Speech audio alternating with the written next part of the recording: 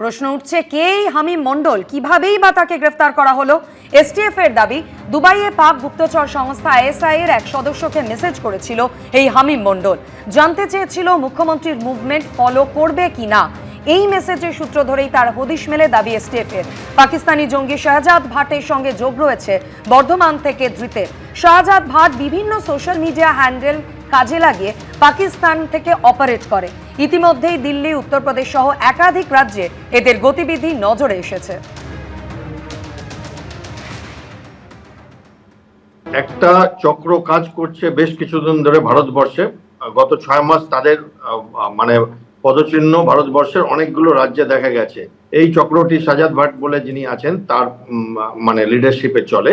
এই চক্র পশ্চিমবঙ্গে তো এখন একটা রাজনৈতিক হাওয়া বদল হয়েছে এবং পুলিশেরও একটা সজাগ স্থিতি হয়েছে এবং এই রকম ঘটনা কিন্তু এর আগে হয়েছিল আমাদের পশ্চিমবঙ্গে, কলকাতা শহরেও হয়েছিল এবং বর্ধমানে হয়েছিল ব্লাস্টের ঘটনা খাগড়াঘরে, এবং এরকম ছোটখাটো ইন্ডিভিজুয়াল বিচ্ছিন্ন ঘটনা হিসাবে দেখা হয়েছিল, কিন্তু এগুলো সব এখন কানেক্টেড মনে হচ্ছে।